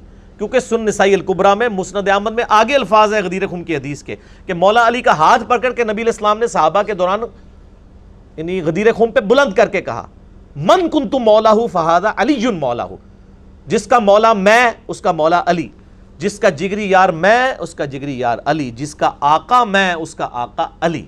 اور پھر کہا اے اللہ علی جو علی سے محبت رکھے تو بھی اس سے محبت رکھ, جو علی سے بغض رکھے تو بھی اس سے بغض رکھ. کیونکہ علی کی اولاد نہیں ذبح ہونا تھا نا. یہاں پہ بھی آپ دیکھ لیں, وہ اسدی کہتا ہے کہ حسن تو آگ کا ایک انگارہ تھا, ایک کوئلہ تھا داغتا ہوا جس کو اللہ نے بجھا دیا. یہ اس جملے کے اندر پوری قیامت ہے.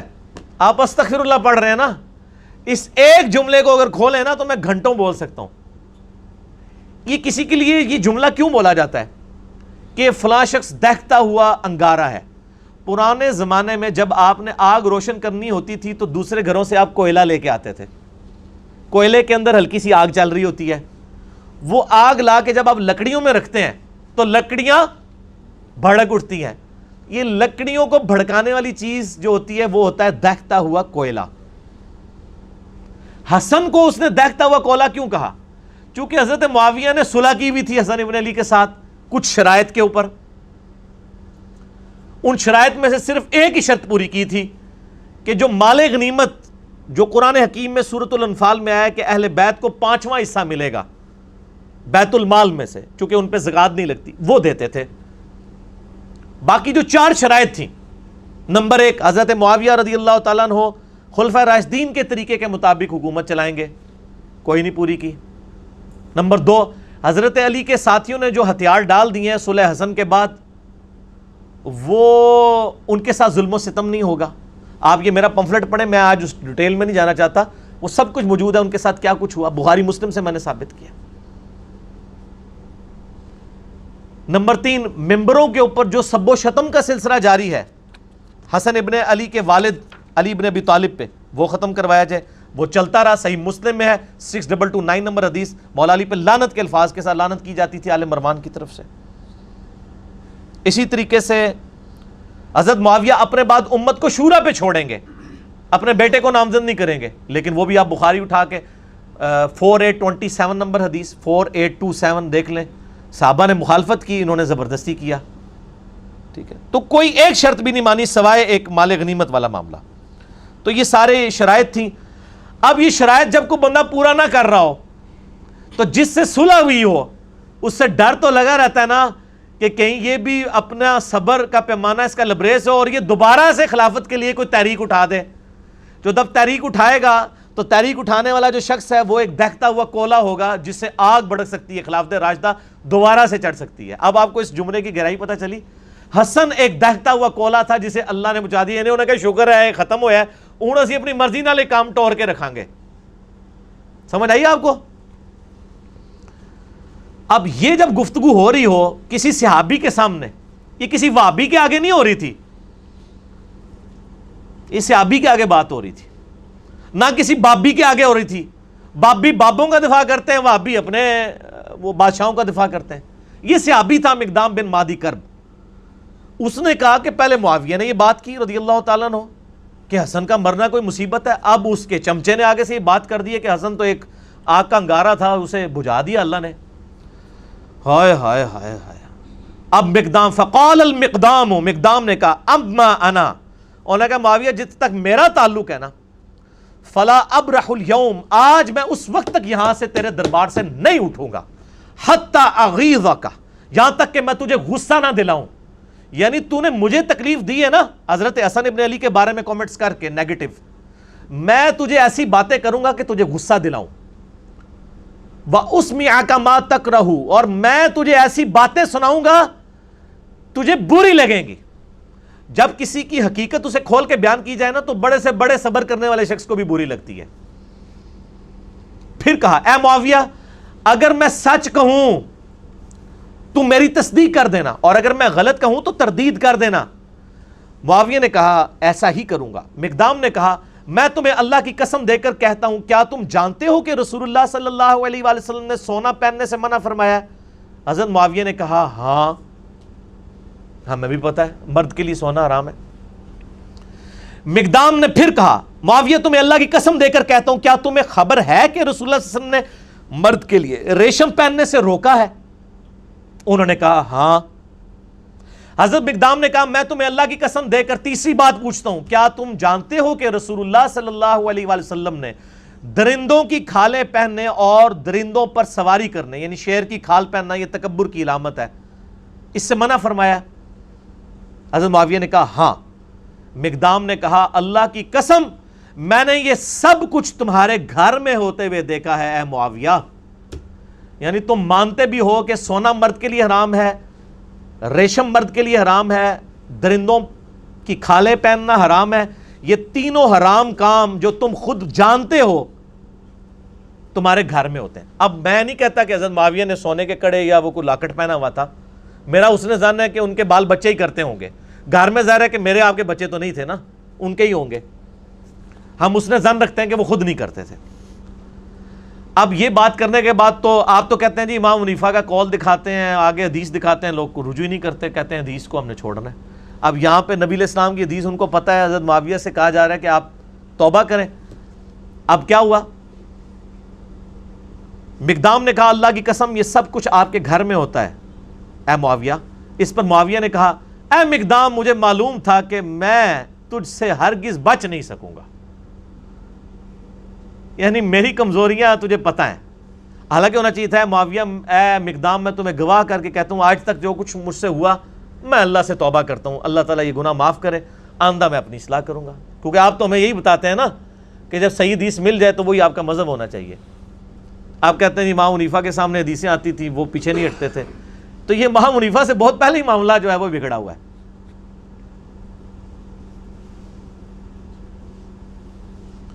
مجھے پتا تھا میں گلے نہیں تیرے کو جیت سکتا، اے منو بھی کہہ رہے ہوندے نے او علی دی زبان بڑی لمبی ہے، او زبان نہیں لمبی، سچ ہوتا ہی اتنا طاقتور ہے کہ اس سے آپ جیت ہی نہیں سکتے۔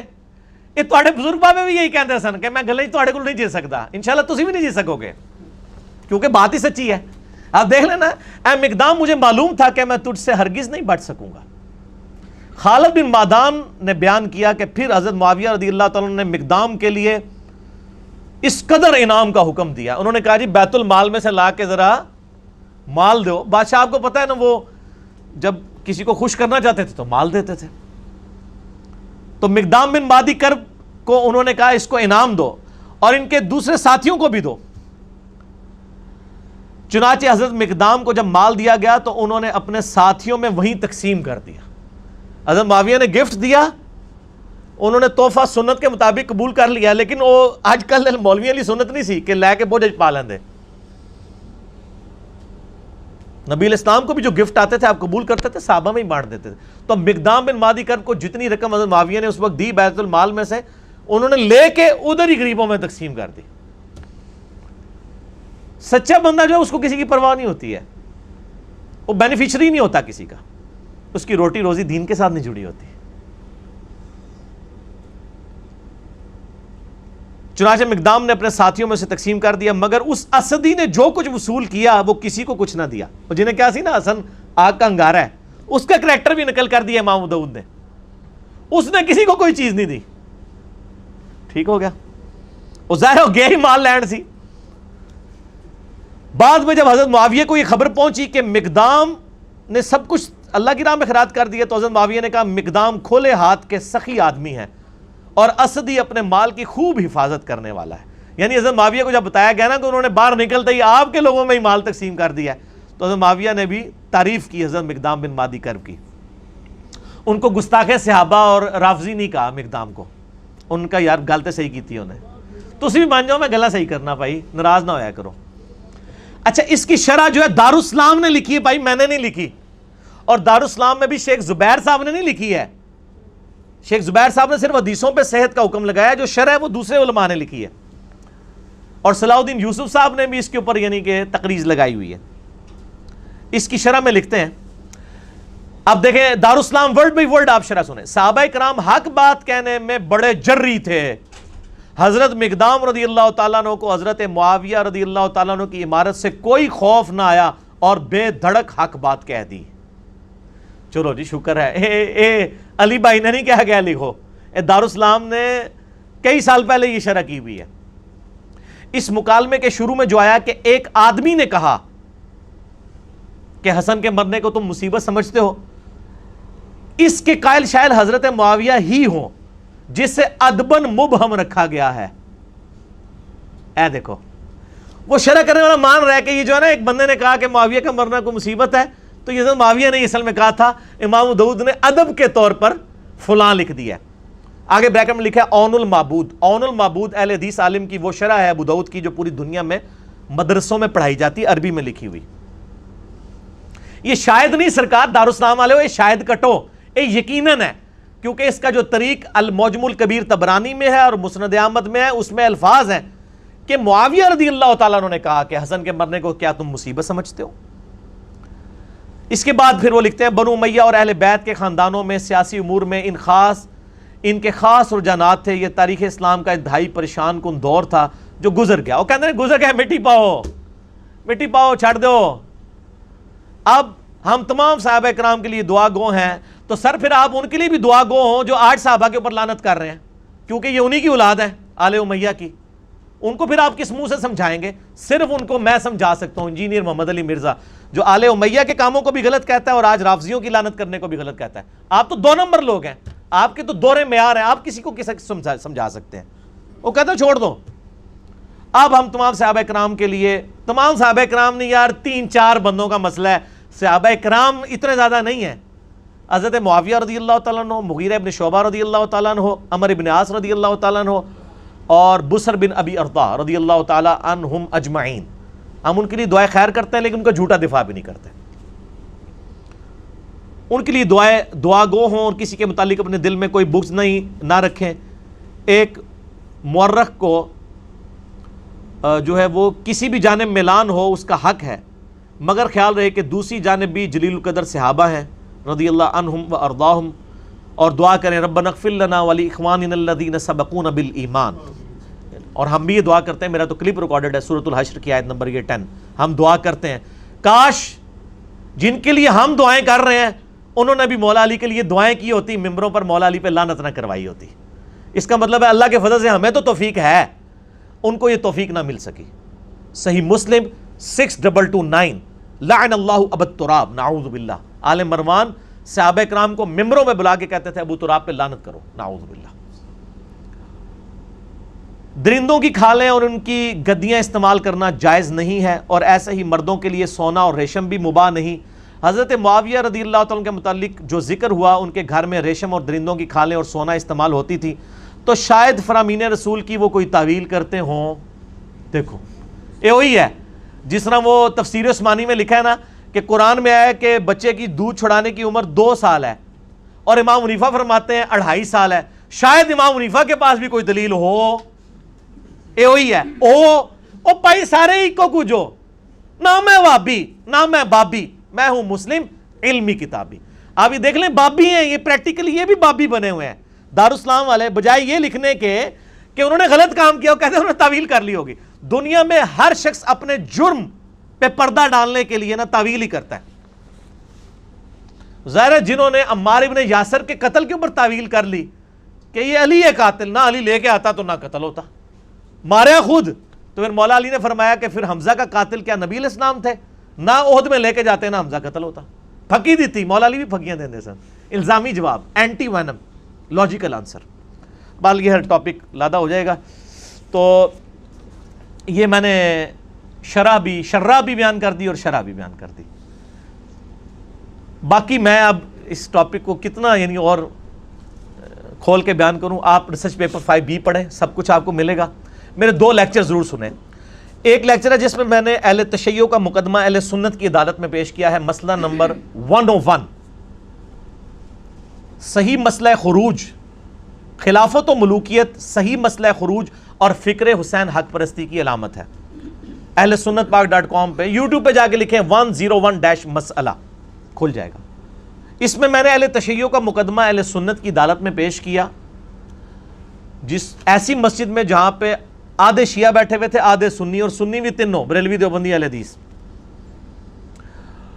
اور دوسرا لیکچر ہے مسئلہ نمبر 162A، خلافت راشدہ کے 30 سال، شیعہ کی کتاب نہج البلاغہ سے مولا علی علیہ السلام کے 5 خطبات کی روشنی میں، جس میں میں نے اہل سنت کا مقدمہ اہل تشیع کی عدالت میں پیش کیا ہے. لاکھوں لوگ یہ ویڈیوز، اس کے کلپس دیکھ چکے ہیں. آج میں ڈیٹیل میں نہیں جاؤں گا. آپ 5B ضرور پڑھیں، اہل سنت پاک.com سے ڈاؤن لوڈ کریں. ہارڈ کاپی منگوانی ہے عثمان بھائی کو صبح 9 سے لے کر 12:45 بجے تک، اور شام کو عصر سے مغرب تک پاکستان ٹائم کے مطابق کال کریں. تمام ریسرچ پیپرز فری ڈاک میں آپ کے گھر بالکل مفت پہنچیں گے. ان کا نمبر، موبائل نمبر نوٹ کر لیں، +92 321 5900 162، اور پاکستان میں کریں گے تو 0321 5900 162. ہارڈ کاپی بھی آپ کو یہ 200 احادیث کی انشاءاللہ مل جائے گی. تو یہ آج کا ٹاپک ہمارا اس حوالے سے الحمدللہ کنکلوڈ ہوا عوام الناس کے اعتبار سے. اب تھوڑی سی گفتگو رہ گئی ہے 10-12 منٹ کی علماء کے حوالے سے. وہ انشاءاللہ میں اس کو الگ کروں گا. اس سے پہلے آپ ایک دفعہ درود شریف پڑھ لیجئے. اللہم صلی علی محمد وعلی آل محمد کما صلیت علی ابراہیم وعلی آل ابراہیم انک حمید مجید. اللہم بارک علی محمد وعلی آل محمد کما بارکت علی ابراہیم وعلی آل ابراہیم انک حمید مجید.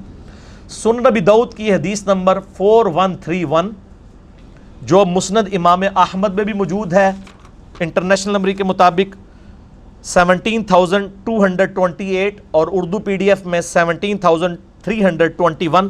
المعجم الکبیر طبرانی میں بھی موجود ہے، حضرت حسن ابن علی کے چیپٹر میں 2628 نمبر، اور مقدام بن مادی کرب والے چیپٹر میں 636 نمبر.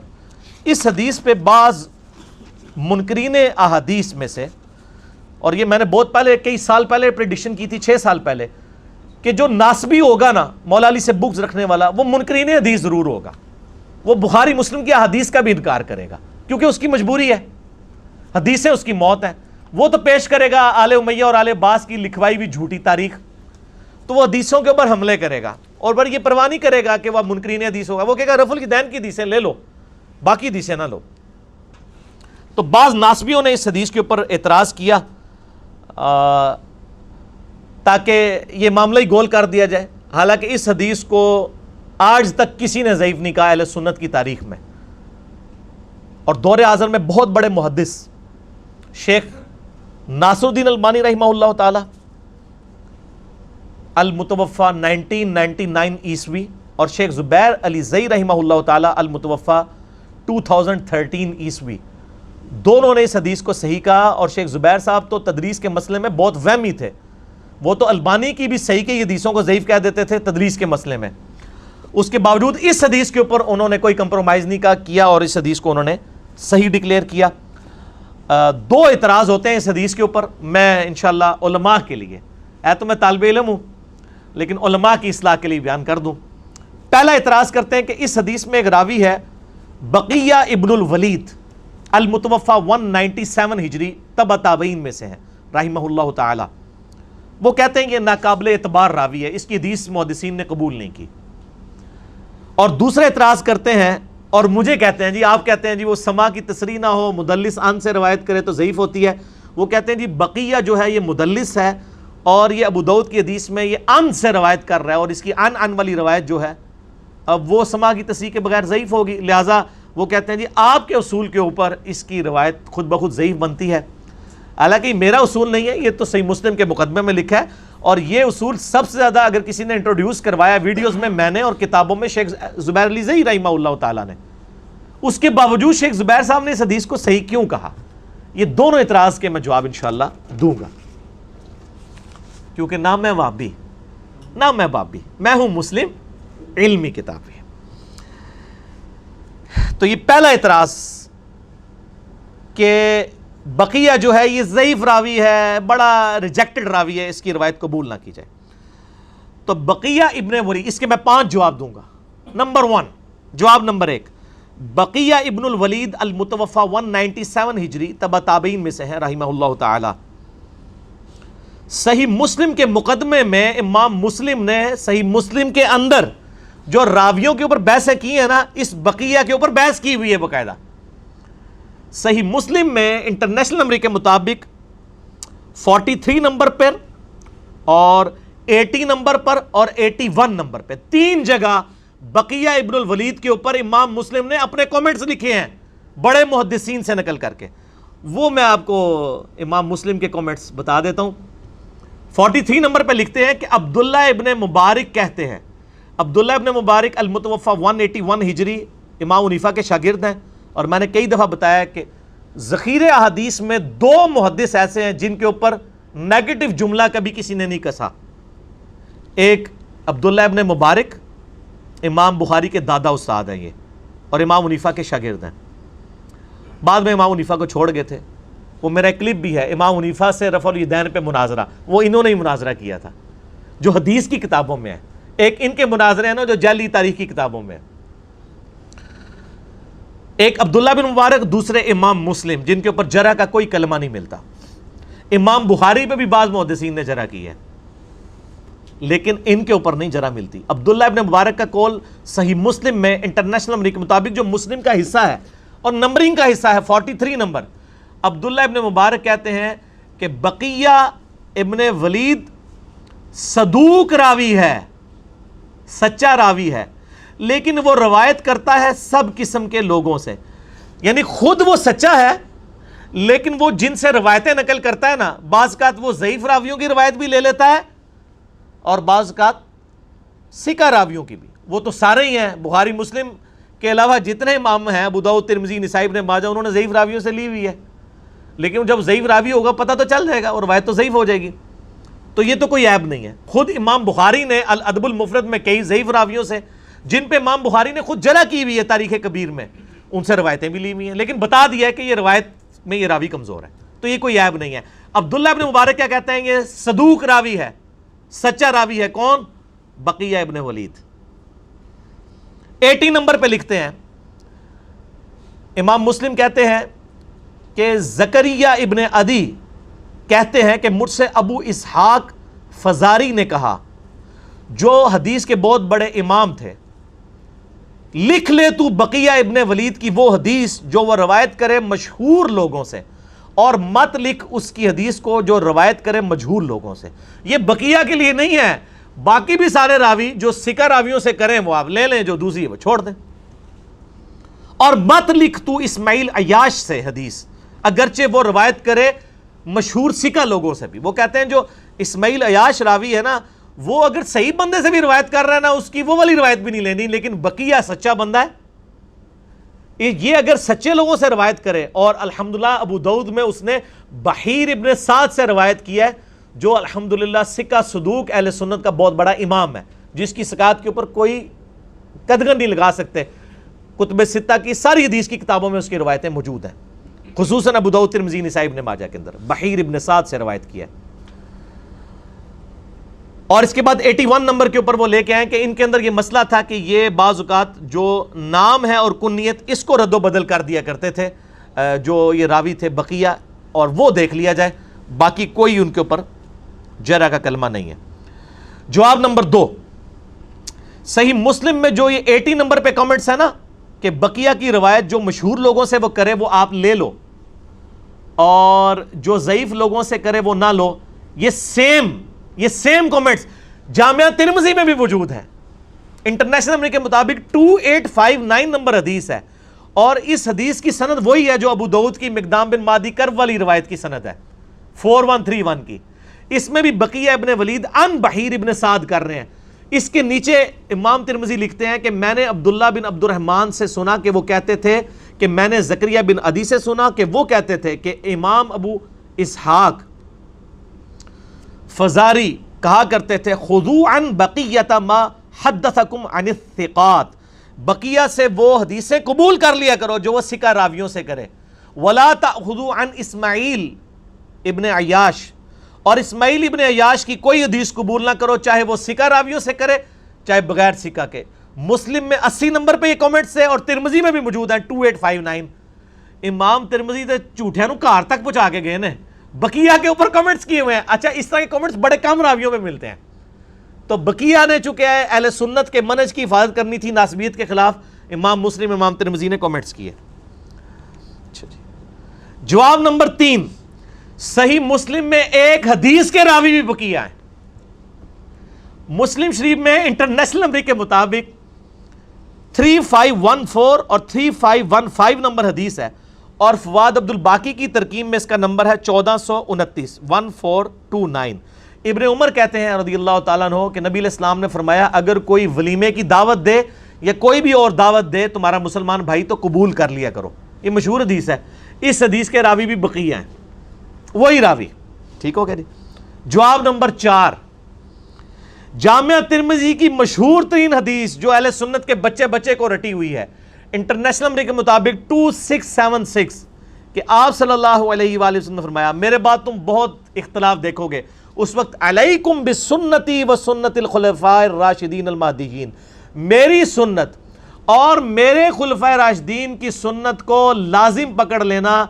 یہ جو حدیث ہے جامعہ ترمذی میں انٹرنیشنل نمبر کے مطابق 2676، اس حدیث کی سند وہی ہے جو ابو داؤد کی سند ہے، بقیہ ابن ولید نے روایت کیا ہے بحیر ابن سعد سے۔ اس حدیث کی سند وہی ہے جو ابو داؤد میں مقدام بن معدی کرب والی حدیث 4131 والی ہے۔ ٹھیک ہوگا جی۔ 5واں جواب، المستدرک للحاکم میں بھی یہی جو سند ہے، بقیہ ابن ولید روایت کر رہا ہے بحیر ابن سعد سے، خواہ وہ ان سے روایت کرے چاہے حدثنا سے روایت کرے۔ یہ حدیث مستدرک للحاکم میں بھی اسی سند کے اوپر 2 حدیثیں ہیں 2435 اور 4230، جس کو امام حاکم نے مسلم کی شرط پہ صحیح کہا اور امام ذابی نے موافقت کرتے ہوئے کہا کہ بقیہ کی یہ جو حدیث لینا ہے یہ امام مسلم کی شرط پہ حدیث صحیح ہے، چونکہ امام مسلم نے یہ حدیث لی ہوئی ہے 3514 اور 3515۔ ٹھیک ہوگا جی۔ امام حاکم نے اور امام ذابی نے بقیہ کی حدیث بحیر ابن سعد سے مسلم کی شرط پہ صحیح کہی ہوئی ہے۔ 5 جواب ہے، اور کنہیں جواب دیا؟ ابن حجر اسقلانی المتوفا 852 ہجری، انہوں نے بھی کہا یہ صدوق راوی ہے، البتہ مدلس تھا، مدلس تو ہم بھی مانتے ہیں، اور امام ذابی بھی اس کو صدوق کہتے ہیں۔ اور بقیہ کی بحیر ابن سعد سے روایتیں جس طرح ابو داؤد میں 4131 ہے، ابو داؤد، ترمذی، نسائی، ابن ماجہ، چاروں سنن اربعہ کی کتابوں میں آپ بقیہ مکتبہ شاملہ میں لکھیں اور بحیر لکھیں، بے شمار حدیثیں کھل جائیں گی۔ یہ صرف 4131 مقدام بن معدی کرب اور معاویہ بن ابی سفیان رضی اللہ تعالی عنہما والی روایت نہیں ہے، بلکہ اور روایتیں بھی موجود ہیں۔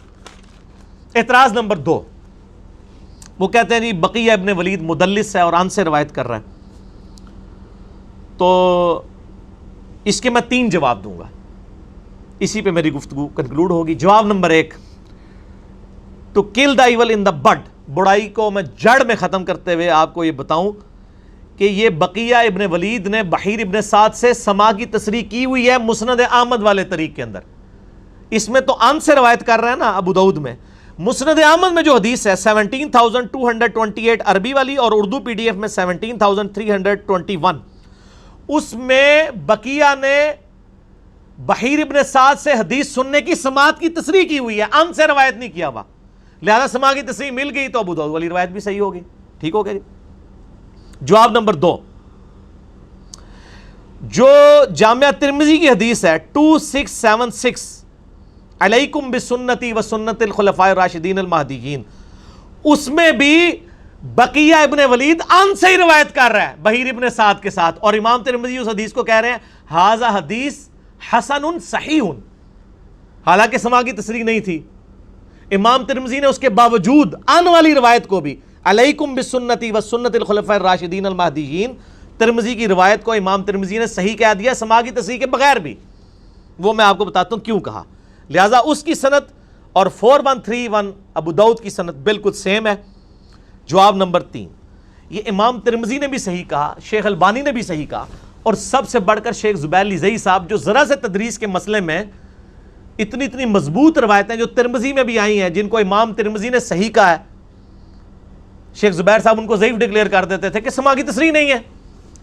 اب کیا وجہ ہے کہ شیخ زبیر صاحب اس روایت کو سماع کی تصریح کے بغیر بھی صحیح کہہ رہے ہیں, اگرچہ میں نے ثابت کر دیا کہ مسند احمد میں موجود ہے.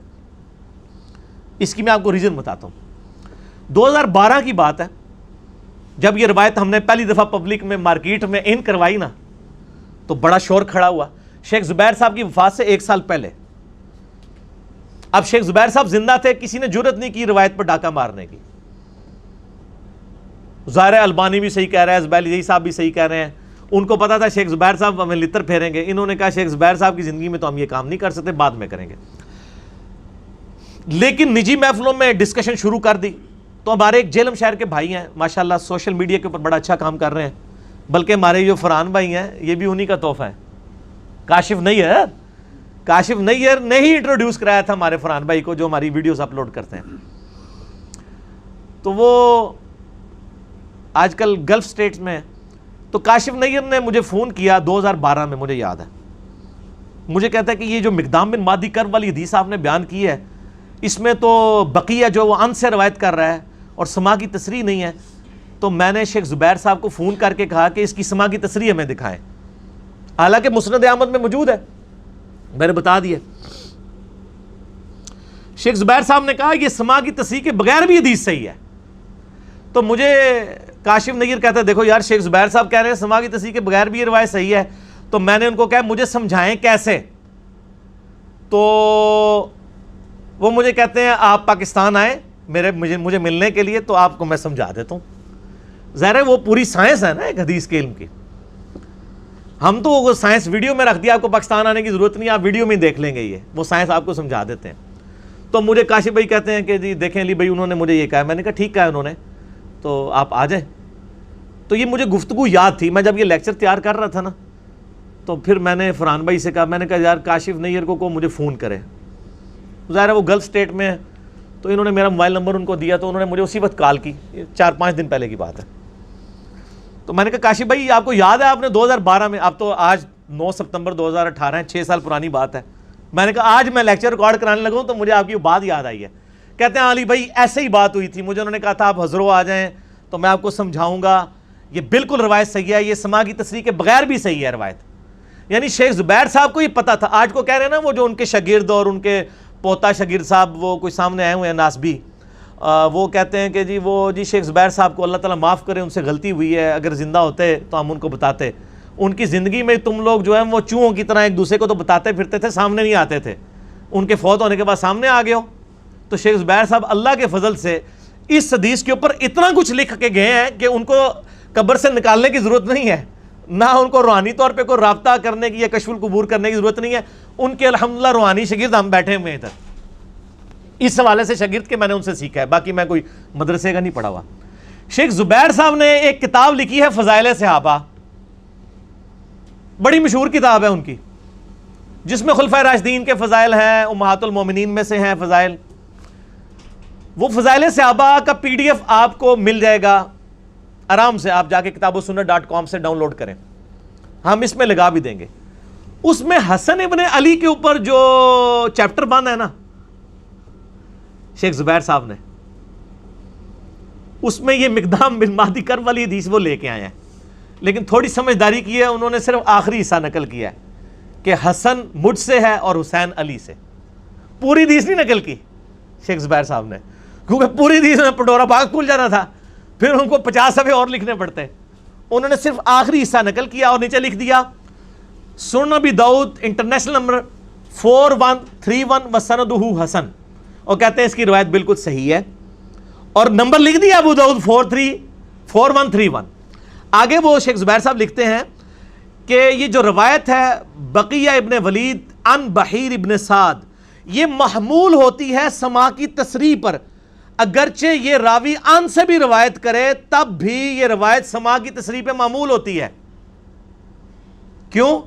انہوں نے لکھا اس لیے کہ جو بقیہ تھا وہ بحیر کی کتاب سے روایت کرتا تھا, لہذا سماع کی تصریح کی ضرورت ہی نہیں ہے. مثلا میں آپ کو ایک پمفلٹ لکھ کے دوں اپنے ہاتھوں سے, اور اس میں نے کچھ احادیث لکھی بھی ہوں, آپ جب وہ حدیث بیان کریں گے تو آپ یہ کہیں گے کہ انجینئر محمد علی مرزا بھائی سے روایت ہے یہ حدیث, اور آپ سے کوئی پوچھے کہ کیا آپ نے خود سنا ہے, تو آپ کہ میں نے سنا نہیں ہے, اسی لیے تو میں حدثنا نہیں کہہ رہا ہوں, میں ان کہہ رہا ہوں, ان سے روایت ہے. جس طرح ہم بھی صحابہ کہتے ہیں ان ابی ہریرہ, تو میں حضرت ابو ہریرہ تک تو سند نہیں پہنچا رہا ہوتا نا, لیکن مجھے پتا ہے ابو ہریرہ ٹھیک ہے, اور میں بھی تدلیس ہی کر رہا ہوتا ہوں, ہم سارے تدلیس ہی کر رہے ہوتے ہیں. ان ابی ہریرہ بیچ میں کوئی سند تو نہیں بیان کر رہے, وہ تو میں کہتے ہیں بخاری میں جائیں وہاں سے سند ملے گی. تو آپ کہیں گے کہ علی بھائی سے میں نے خود تو نہیں سنا, لیکن انہوں نے جو پمفلٹ لکھ کے دیا تھا اس میں انہوں نے روایت لکھی ہوئی ہے, تو سند پوری ہو گئی. اسی طریقے سے بحیر ابن سعد کی کتاب تھی جس میں پوری سندیں موجود تھیں. بحیر ابن سعد اگر اپنی سند سے کوئی حدیث اپنے شاگرد بقیہ کو دے لکھ کے, اب وہ خود اس کے سامنے تلاوت نہ کرے اس کو کہے بیٹا یہ میری کتاب ہے, میری سند اوپر تک ہے, اور وہ خود ثقہ راوی ہے, ظاہر اہل سنت کا امام ہے.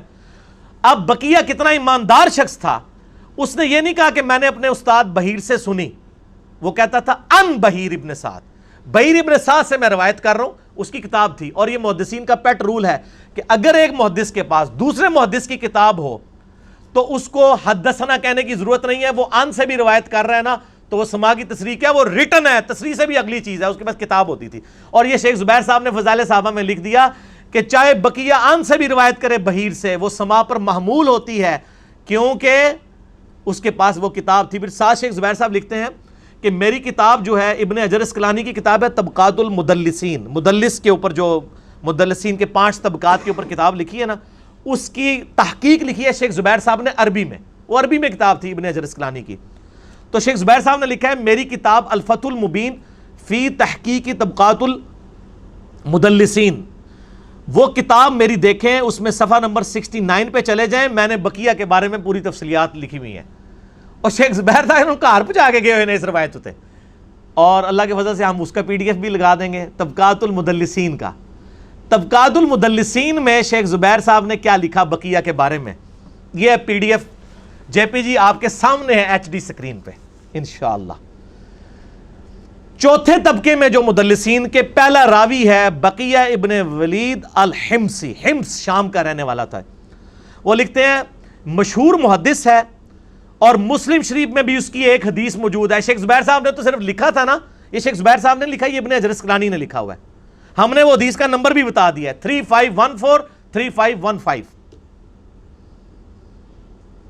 لیکن وہ کثرت سے تدلیس کرتا تھا ضعیف اور مجہول راویوں سے, لیکن ائمہ اہل حدیث نے اس کی صفات بھی بیان کی ہیں. وہ جو صفات بیان کی ہیں عبداللہ ابن مبارک سے 43 نمبر اور 80 نمبر امام فزاری سے, میں نے مسلم شریف سے آپ کو دکھا دیا کہ اماموں نے اس کی توثیق کی ہوئی ہے. اس کے بعد شیخ زبیر صاحب لکھتے ہیں کہ امام نسائی بھی اسے ثقہ مانتے ہیں, 197 ہجری میں وہ فوت ہوا ہے, اور وہ حسن الحدیث صدوق راوی ہے. اگر وہ سماع کی تصریح کر دے اس سے تدلیس سے تسویہ ثابت نہیں ہے, اور اس کی تفصیل کے لیے آپ شیخ البانی کا جو احادیث ضعیفہ ہے اس کو آپ دیکھ لیں. ٹھیک ہو گیا جی. وہ کہتے ہیں یہ جو تدلیس سے تسویہ کا الزام لگا رہے ہو یہ کوئی ثابت نہیں ہے, وہ ناسبی لگا رہا ہے نا. وہ کہتے ہیں یہ الزام ثابت ہی نہیں, اور شیخ البانی نے بھی پوری بحث کی ہوئی ہے سلسلہ احادیث ضعیفہ کے اندر کہ یہ تدلیس تسویہ کا الزام ان کے اوپر جھوٹا ہے, اور روایت جو ہے بقی عن بحیر ابن سعد وہ صحیح ہوتی ہے. اس میں انہوں نے اسپیشل لکھ دیا ہے, اور کوئی بقیہ کے کسی استاد کا ذکر نہیں کیا. انہوں نے لکھا ہے کہ بقیہ کی روایت بحیر ابن سعد سے اگر ہو تو وہ سماع کی تصریح کے اوپر محمول ہوتی ہے. یہ سارے جے پی جیز انشاءاللہ اللہ کے فضل سے ہم لگا دیں گے تاکہ اس کے بعد کسی کو کوئی گنجائش نہ رہے. اللہ تعالیٰ کی کروڑوں رحمتیں ہوں شیخ زبیر علی زئی رحمہ اللہ تعالیٰ پر. اگرچہ وہ دنیا میں موجود نہیں ہیں لیکن ان کے نام پہ جو دھوکے دے رہے ہیں امت کو, ان دھوکوں کا علاج وہ اپنے مرنے سے پہلے کر کے گئے ہیں. جو انہوں نے چھپائے ہوئے تھے انشاءاللہ یہ ایچ ڈی ریکارڈنگ میں آئیں گے. اور اس قسم کے جو لوگ اہل بیت کے خلاف کلپ چڑھا رہے ہیں, میں ہر کلپ کا جواب اس لیے ضروری نہیں سمجھتا, وہ اتنی چھڑولیں ہوتی ہیں کہ ہمارے عام سٹوڈنٹ آ کے کہہ رہے ہوتے ہیں, ٹھیک ہے نا جی, عبدالقیوم بھائی مجھے کہہ رہے تھے کہ یار یہ کس قسم کی باتیں ریکارڈ کرا رہے ہوتے ہیں, کوئی بات سمجھ نہیں آتی, فضول قسم کی باتیں کر رہے ہوتے ہیں. وہ باتیں ہی فضول ہوتی ہیں, کہاں سے سمجھ آئیں. تو بہرحال میں نے ایک نمونے کے طور پہ یہ جواب ریکارڈ کروا دیا ہے تاکہ جن لوگوں کے لیے یہ ہمارا کلپ انشاءاللہ اپلوڈ ہوگا, امام حسن علیہ السلام کا قاتل کون, اس عنوان سے انشاءاللہ تعالی علمی و تحقیقی مجلس نمبر 26 کا پہلا اسپیشل کوسچن. اور باقی کوسچن انشاءاللہ ندیم ریاض بھائی مجھ سے 1 to 1 کریں گے, لیکن اس سے پہلے ہم ایک وقفہ کر لیتے ہیں. اللہ تعالیٰ سے دعا ہے جو حق بات میں نے کہی اللہ تعالیٰ ہمارے دلوں میں راسخ فرمائے. اگر جذبات میں میرے منہ سے کوئی غلط بات نکل گئی تو اللہ تعالیٰ ہمارے دلوں سے معاف کر دے, ہمیں کتاب و سنت کی تعلیمات پر عمل کر کے دوسرے بھائیوں تک پہنچانے کی توفیق عطا فرمائے. سبحانک اللہم و بحمدک اشہد ان لا الہ الا انت استغفرک و اتوب الیک وما علینا الا البلاغ المبین. جزاکم اللہ خیرا, احسن الجزاء.